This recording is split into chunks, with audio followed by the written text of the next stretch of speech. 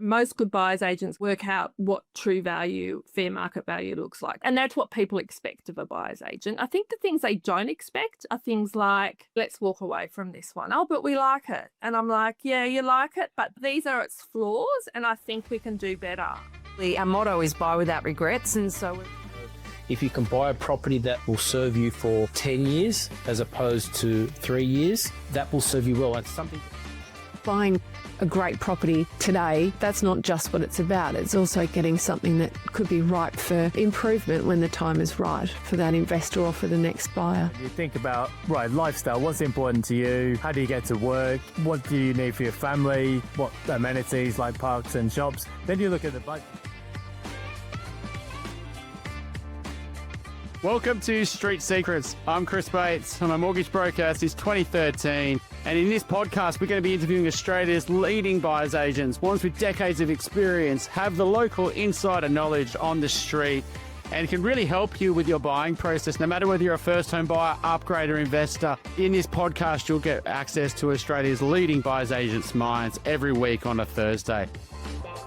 What's the word on the street? Welcome to Street Secrets. I'm Chris Bates. Super excited to do the episode today with Cathy McGowan. I've known Cathy and for a long time. With her at her old firm she used to work at, but also her new firm, McGowan Property Buyers. She's been working in the buyers agency space for a long, long time and specialises in sort of the north to the northwest part of Sydney. Thanks so much for joining us today, Cathy.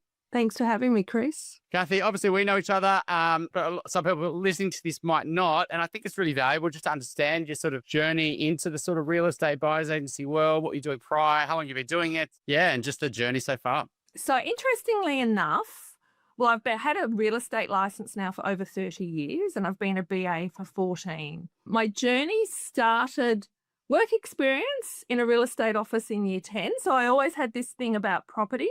But then when I did my HSC, I got a little bit nervous about doing, say, maybe land economics and going down that path. So I chose, I guess, what I thought a safer option. So I did a Bachelor of Business and I did a double major in accounting and finance, thinking I'd probably go into the finance field.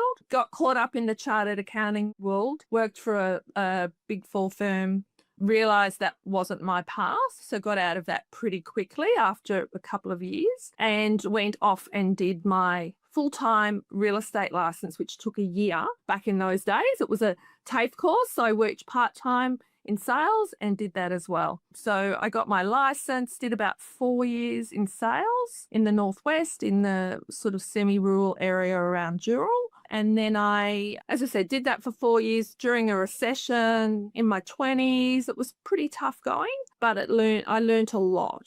I then took an interesting path, and this was with fair trading. Office of Fair Trading had a role going as an investigator. A lot of trust audits, that sort of thing. And I thought, oh, well, the accounting background sort of worked, the real estate background. So I tried that for a couple of years, which was quite interesting.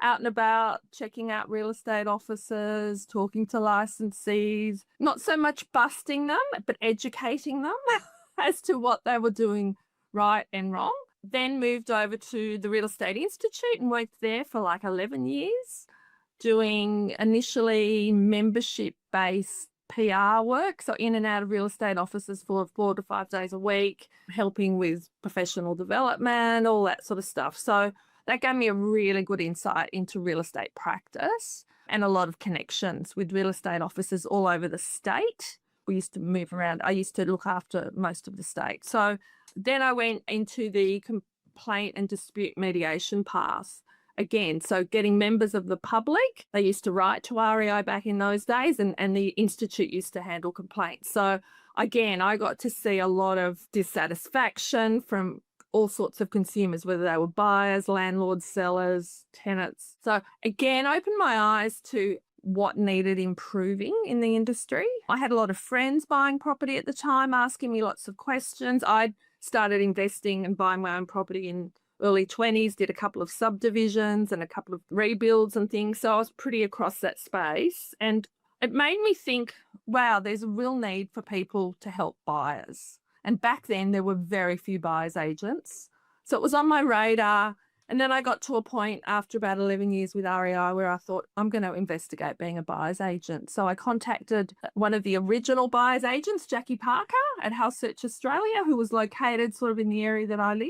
And I said, how about letting me have a crack at this? So I contracted to her for 11 years, exclusively to her. And then 3 years ago, decided to give it a go on my own. So I started my own agency. And 3 years later, really happy with where it's going, really happy with, lots of repeat and referral work. Predominantly, I don't advertise. All my work comes to me, really. So pretty happy with that. When someone's got a lot of experience, it's a big answer, right? And I think you've seen a lot, right, over that 30 years from the agency side to as an agent to working as a buyer's agent for a long, long time, 15 years. And a shout out to Jackie. I mean, like you said, she's one of the original buyer's agents. A lot of training and, would have been, a great person to work alongside, for so long. And, and I think a lot's changed over that sort of 15 years in buyer's agency. But I think longevity really matters. You just through transactions and actually doing deals and actually looking at properties, that's where you get your learnings. And so I think that's, thanks so much for sort of explaining that. I think, obviously you cover, quite a broad region, more like the north to the northwest. I mean, can you sort of just maybe give us an understanding of those markets, how they've shifted, where they're sort of at, in 2025 and how it's sort of moved over the years? So I cover the north and the northwest, but I'm probably doing most of my work in the northwest. So that includes the Hills District, but it's not exclusively the Hills. So there's pockets like the northern suburbs, like Cherrybrook, as well as West Pennant Hills that, people often don't consider the hills, but they don't consider it the North Shore either. So there's a traditional North Shore line. So, I do service that as well. Definitely seen a lot of changes in terms of the demographic. We've got a lot of downsizers, traditional older folk living in those areas. And I'm certainly I've helped many of them move out of their, not move out of their homes, but help them relocate into other properties. A lot of expats coming back, particularly for the North Shore. But we're seeing this transition a little bit from people, particularly from the upper North Shore, considering parts of the hills now. So whilst people go, oh, that's a really big area to service, a lot of people say, look, I'd like to be here, but, it allows me to sort of throw that other angle in. Like, so they go, oh, we like Wahroonga, for instance, Wahroonga to Turramurra. But then when you suggest, have you considered West Pennant Hills or Cherrybrook, and particularly now with the metro, people go, oh, I hadn't really thought about that. And so people covering all of those areas allows me to give clients a broader perspective, I guess, of their options that they may not have considered themselves.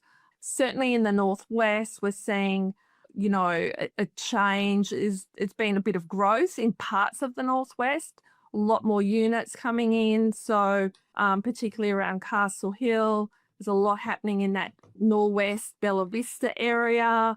So again, with that, we're getting more international new immigrants in, if you like, so that the Indian population, if you like, is changing in that space, as well as a few more Asian buyers as well than what we've traditionally seen. Some of them are coming from traditionally wanting that North Shore, and some of the pricing now in the hills is comparable to parts of the North Shore, to be honest. So I think it's good to work in both spaces. And because I've been around for so long, I've still well connected with sort of all the agents in those spaces. Yeah, that's a good answer. So I think you're right. Like obviously we love our local area speciality. I think it's getting cut through learning suburbs and streets and agents and, what the locals love and the danger zones and, what sells well in hot markets and down markets. So I think there's so much value in that, but that doesn't mean that you can't cover multiple markets if you've been doing it a long time. And I think when you have active, worked in the North Shore to like you said, that Pennant Hills area is often forgotten about, I would say, and I think the metro, it's obviously been live for a number of years. That was a game changer. It was particularly now the other parts of it are opening up, down to the southwest and more CBD offices or stops. But you mentioned a really good point, I think, in that sort of upper northwest area, with house and land packages and apartments changing with all the government. But that's also happening on the North Shore as well, right? Around the Kalaras and etc. So, I mean, what's the way people Is that one of the real value adds you? Because some people are very tied to location. I really want to be in this pocket because I went to school there or my parents are up the road. But, a lot of buyers, it's really trying to help them figure out, the pocket that suits them in their life. Is that one of the main things you do? So the amount of clients, if I go back to their original inquiry in the suburbs they say that they want to buy in, to where we end up, and I do that comparison.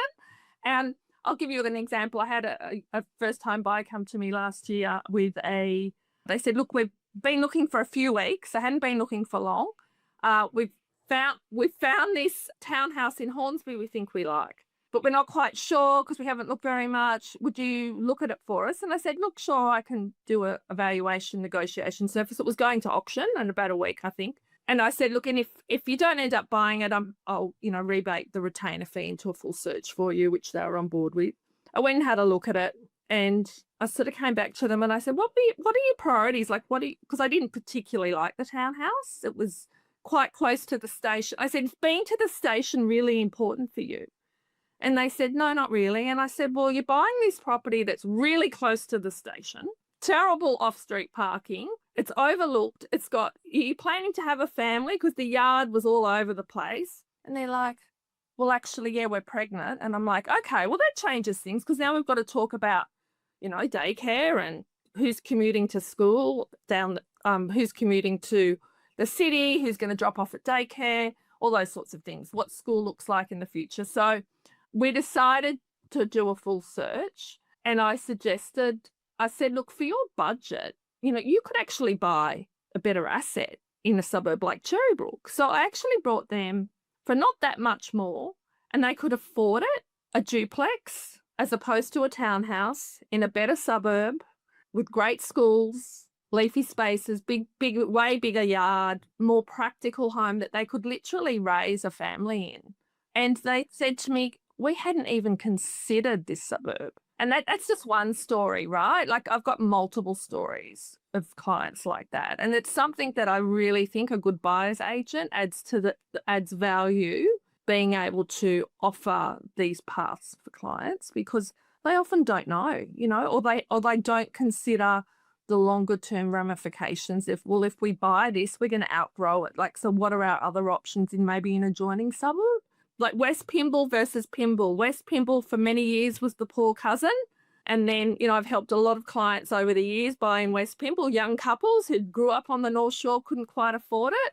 Now West Pymble is gentrified. There's knockdown rebuilds. It's got a great community village feel. So, that's one of those other suburbs that's often was on people's outlier, but now has become, really quite popular. In the hills, it's similar. There's pockets like, people say, oh, I want to stick in the hills, but then I want to be close to the metro, and they can't quite afford the hills side. So the Kellyville, the Bella Vista, the Beaumont Hills, the hills side, but they go across literally the road and they're into the Blacktown Shire, but a suburb like Stanhope Gardens, for instance, where they are walking distance to the metro.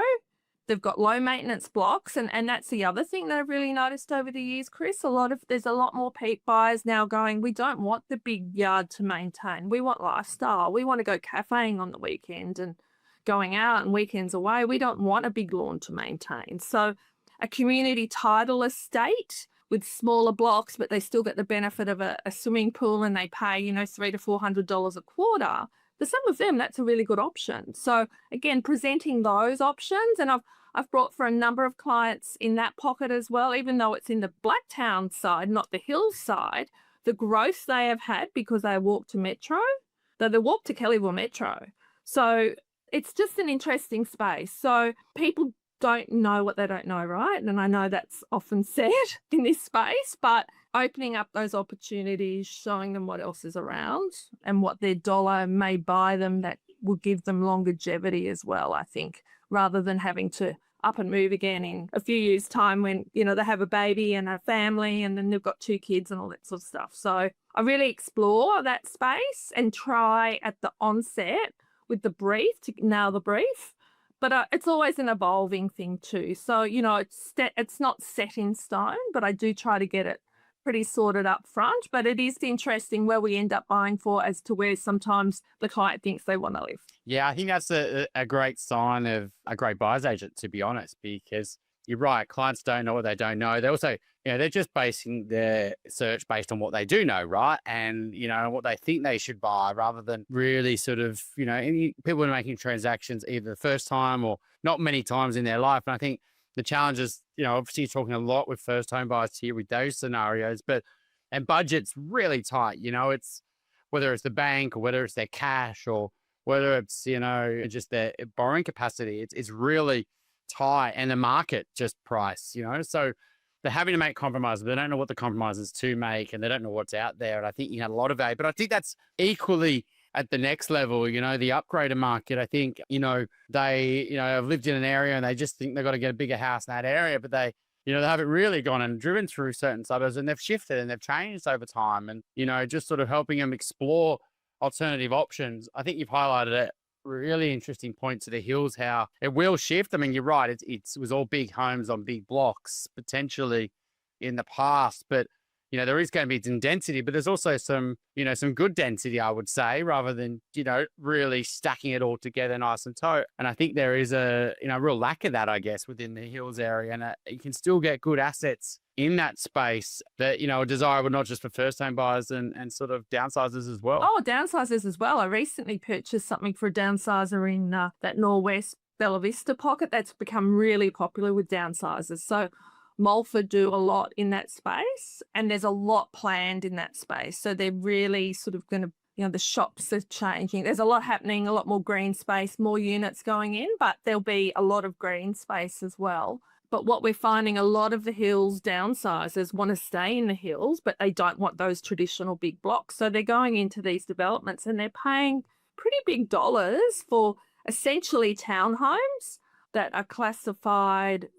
I mean, they're not freestanding, but they'll pay between 2.5, closer upwards to 3 million for the better ones. And some of the apartments, the 3 better apartments in there are selling, in similar sort of range because they want to stay local. There's a bit of state development as well going on in that space, and that's something that's, I think, again, a lot of buyers don't understand, right? And this is something else as a good buyer's agent, you don't just look at the 149 certificate in the contract. A lot of buyers assume their solicitor will brief them on all those things that might be going on in the area, be they state government developments or local government developments, but they don't generally. So as a good buyer's agent, you need to be aware of what's going on in your patch. So whenever I'm working with a client, I'm on the New South Wales government portal, checking what's going on, what state significant developments are happening. And there's a lot in that space at the moment. Like there's stuff happening around Cherrybrook that's all was proposed.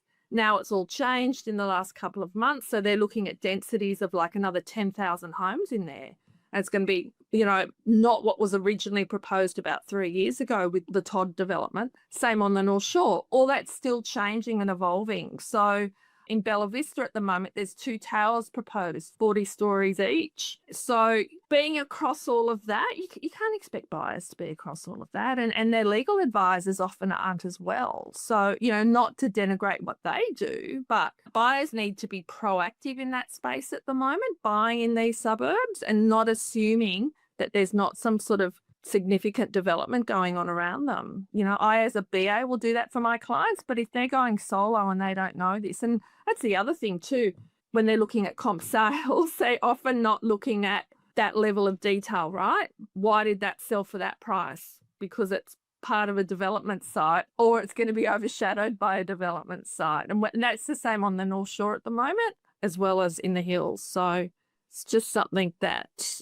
I guess where we do add a little bit of extra value. Yeah, I do think, the game has shifted a little bit since the olden days where you could sort of rely on the NIMBYism just to sort of win, and, development would be pushed to the greenfield estates and high density pockets, and you didn't have much to worry about. But, the world has shifted. And I think, wherever it has, you need to be basically factoring in that information, even though it's moving fast.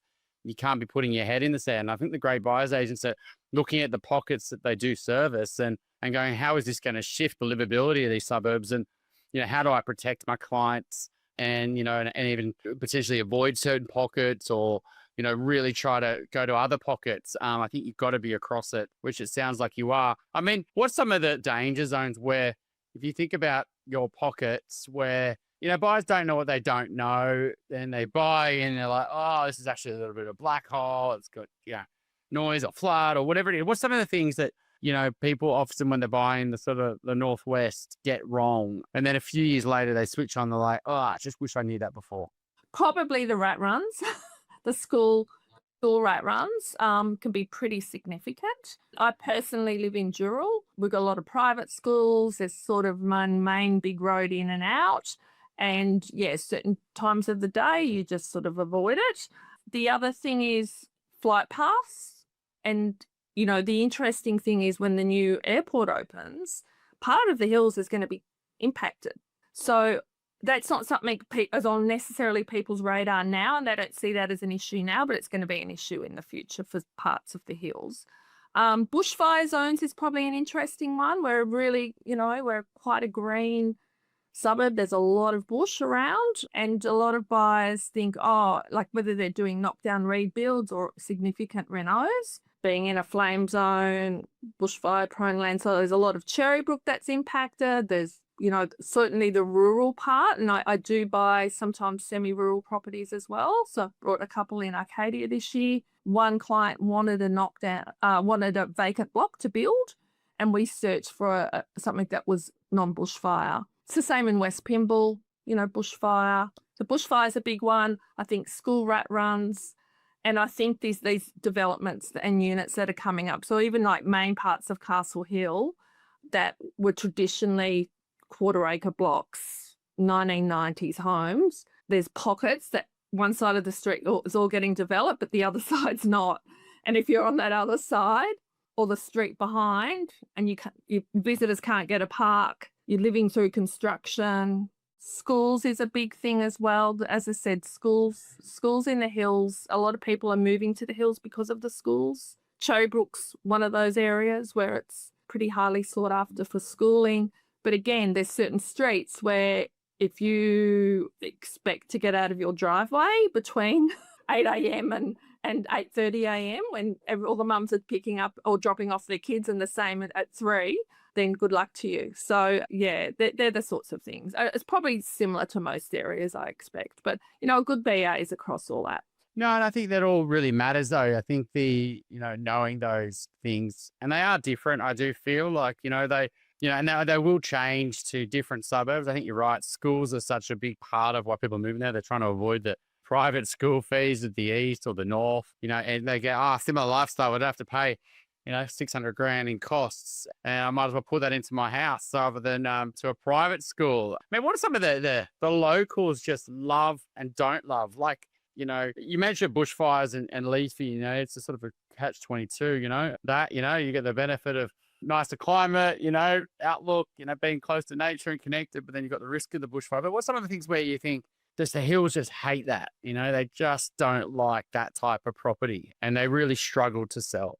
Probably the units that are going in that aren't well located. So in that sort of parts of Kellyville, North Kellyville, they've put a lot of new units in. A lot of them are in the middle of nowhere. They're not near, particularly North Kellyville. Some of them, there's a small little sort of shopping centre. Some of them are near that, some aren't, but they're definitely not connected well to transport. Transport in the hills is really important for people because even though there is a bigger work from home now, but most people have kids that need commuting to sport, commuting to school. People are still commuting to work, at least part of the week. So traffic grinds and some of these newer developments, certainly around that Kellyville, North Kellyville area, are quite concerning for people. And also the other issue is lack of transport. If transport's important to them, and that's why a lot of people have come to the hills now because of the metro. But if you're not well located to the metro, how do we get there? And parking at the metro has become a real problem. So people are now looking at, well, I've got to get to the metro at 6 a.m. to get a parking spot. Literally. By 7, it's all gone. So, and then you can't necessarily park on the side streets because they've got limitations of 4 hours and things like that. So that is one, transport is something that If people are driving, they want ease of driving. If they're using public transport, they need to be able to get to the public transport, and that's the problem. So parts like North Kellyville, a lot of people aren't liking because of that reason. And the units that are going up there, like literally they're coming up and you're like, where are these units? How are they getting anywhere?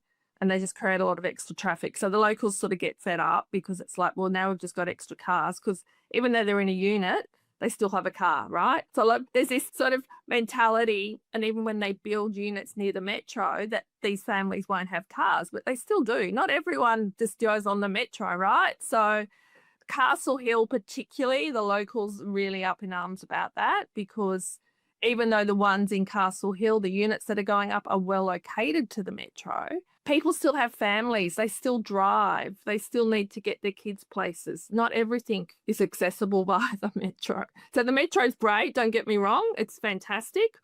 But, you know, the reality of life is that most families still have a car, and the roads out here haven't changed. And the schools, you know, they're not necessarily building the schools to meet up with the extra demand as well. So some schools are just overloaded with demountables.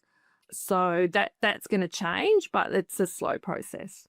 Do you find it's the hills has got like just such a strong, you know, there's a lot of wealth that's sort of, people have moved out there because they had flexibility at work, and they've sort of bought a house, and then they've done all right. Their careers have progressed over the years, and they've invested, and you know, a lot of them will just want to stay in their hills. And then the kids go, well, why would I leave the hills? I've got, you know, family, and my babysitter's local, and you know, it has got that real strong, steady, you know, people just want to stay there, and they go, oh, I could, you know, I might want to go to the beach, but I don't really want to downsize there. I'll be too far away from where the kids are going to be. They're never going to be able to afford the beaches. So I'm sort of stuck here as well, even though I potentially could move somewhere else. Is it just, you know, and then they go, well, you know, where else would I go? It's got everything I want. And so people sort of just stay there. Is that what happens? Yeah, that, and I've worked with a few, you know, clients in the last couple of years that it's exactly that scenario. You know, they've wanted to stay because the kids have ended up buying close. They've outgrown the big two-story. Again, the two-story house. If we had more single-level homes, everyone builds two-story. The single-level homes on a, you know, low-maintenance block fly out the door. I brought one recently in West Pennant Hills off market for a client. And I said to her, if this came on market, it would be, I mean, we were fortunate. It was an elderly couple living there. It was a very genuine reason why it was off market.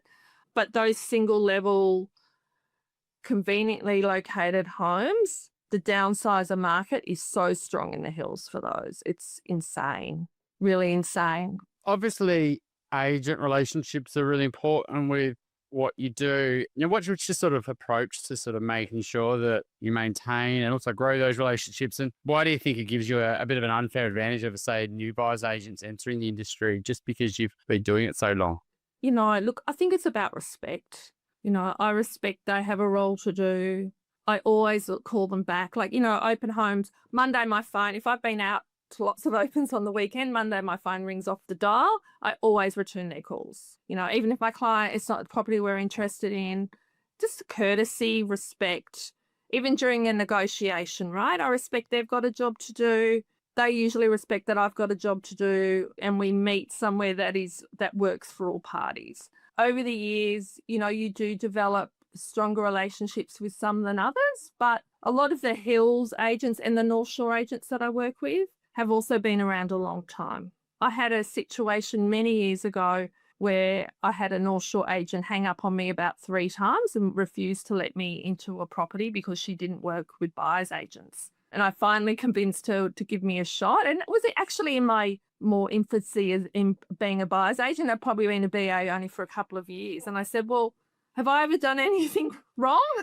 Give me a go anyway. She finally let me in, sat me down, grilled me. She was an older lady, very anti-buyer's agents because she'd had a really bad experience. So, you know, you've got to work with them. Some of them are a little bit more reluctant because they've had a bad experience with a buyer's agent. And unfortunately, at the moment, I'm hearing more and more stories around that, which makes me very sad. But I do get opportunities because agents know that I respect them. They respect the role that they've got, and I've got integrity. So I'm pretty transparent. I don't play cloaks and daggers. They know when they work with me that I'm pretty upfront, and they know if I say this is what we're doing it. So I think that's what works. And yeah.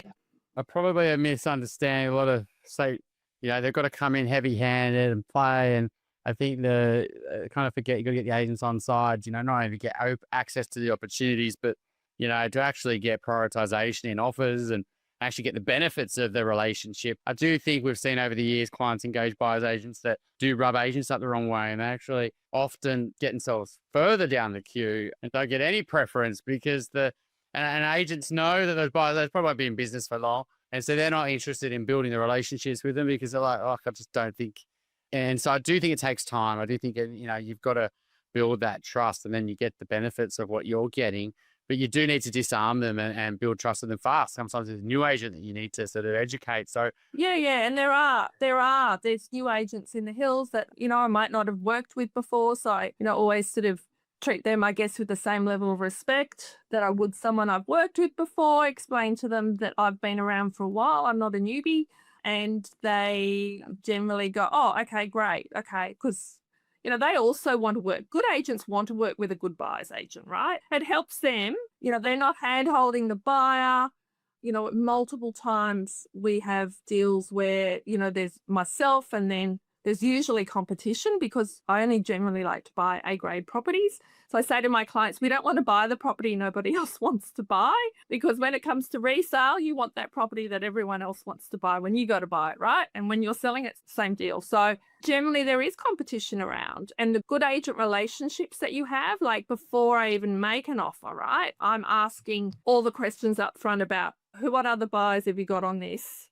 If I put an offer in, is it going to spark a competition war? If so, are they downsizers? Are they first-time buyers? All those questions. And if you've got a good relationship with the agent, they generally are pretty upfront. And I tend to be able to get pretty good intel on the buyer pool before we move forward with an offer. And that's actually really important. I think that's where a lot of buyers go wrong.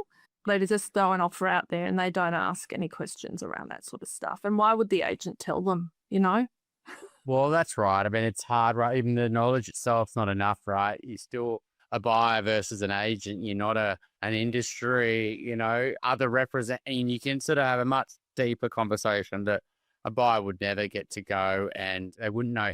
It's Cathy, building trust with the buyer's agent is hard enough. Trying to build trust with all the buyers in the market when you're representing a vendor, just impossible, right? And is that really in the vendor's interest anyway, to be sort of being so transparent with buyers? And so you're only going to shoot yourself in the foot, which might, so it's really hard. And I think you got to get access to the insider club, which is to have those conversations. I mean, you mentioned before, which I love, around that, what they came in and what they bought were different.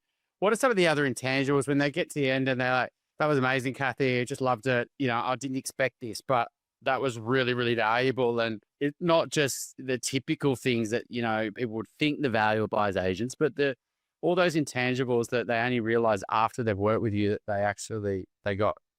You're right. Like the strategy and the actual securing stuff, that's one really valuable thing, because it's like, obviously, most good buyers agents go in and do all the due diligence and project manage all of that and work out what true value, fair market value looks like. So we all the good buyers agents obviously do that. The things, and that's what people expect of a buyer's agent. I think the things they don't expect are things like, you know what, I think we can do better than this property. Let's walk away from this one. Oh, but we like it. And I'm like, yeah, you like it, but these are its flaws, and I think we can do better. I know in one of my Google reviews, one of my clients said that. Cathy used to always say, no, I think we can do better than this property.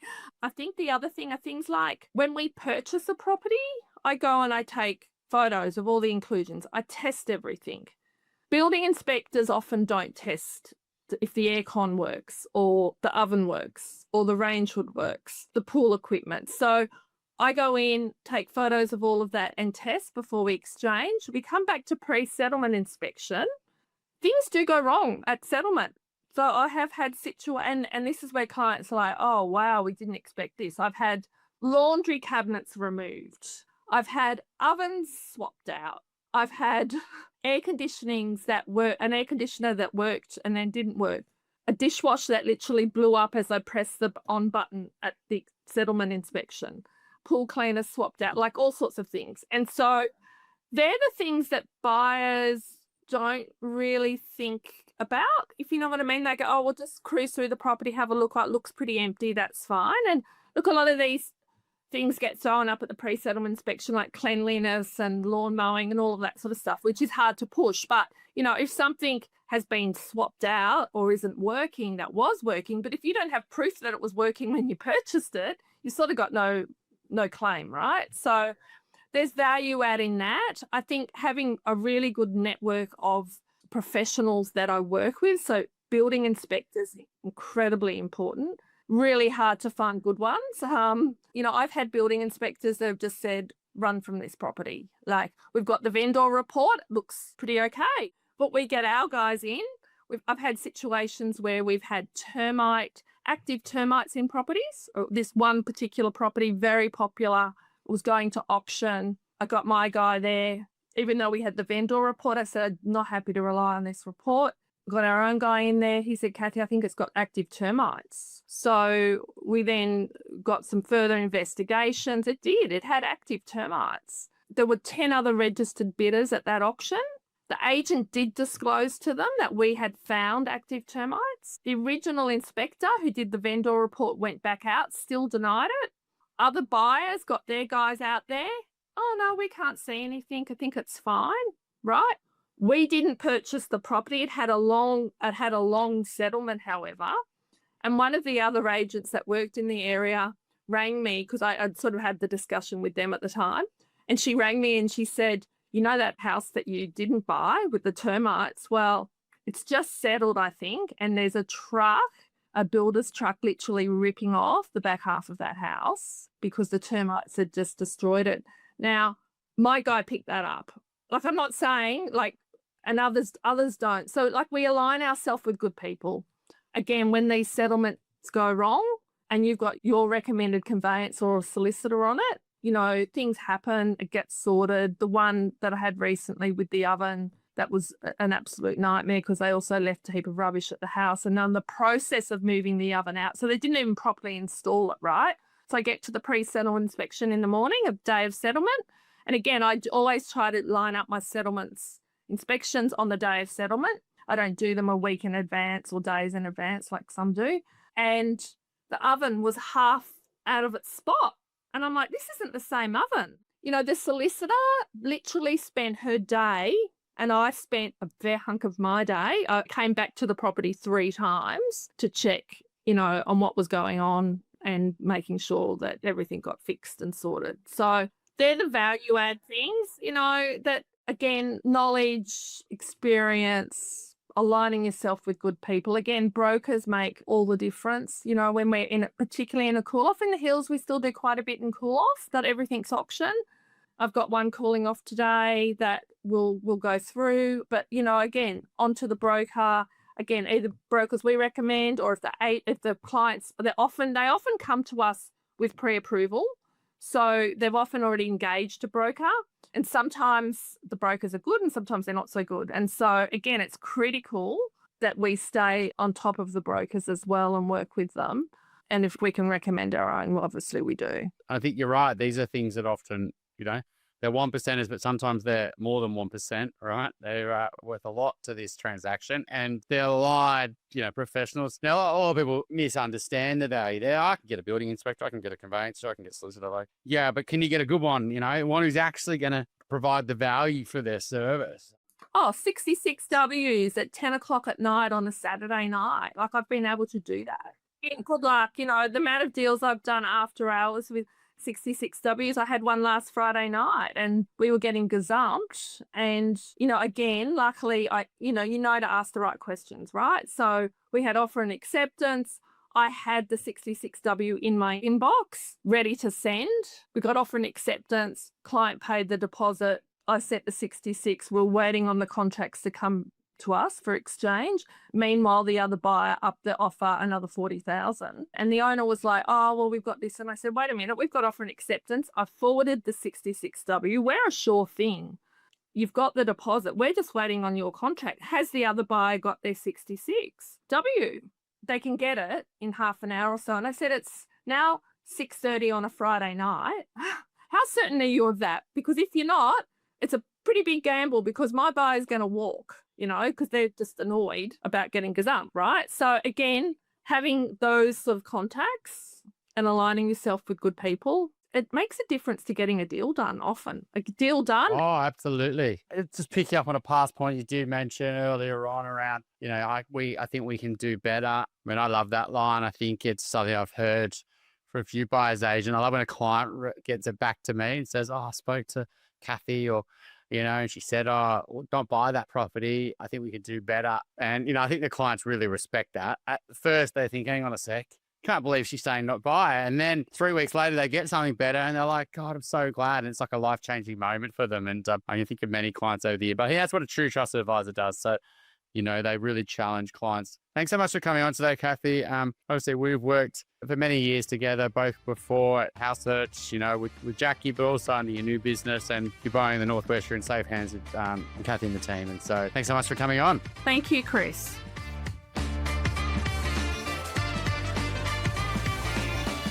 Thanks so much for listening today. We hope you got lots of value out of it. If you'd like to speak to our guest today, there's links in the show notes on how you can get in contact. And if you're buying your first home, upgrading, renovating, or need any finance-related queries, obviously we'd love to help. There's links in the show notes to us as a mortgage broker, and we look forward to next week's episode.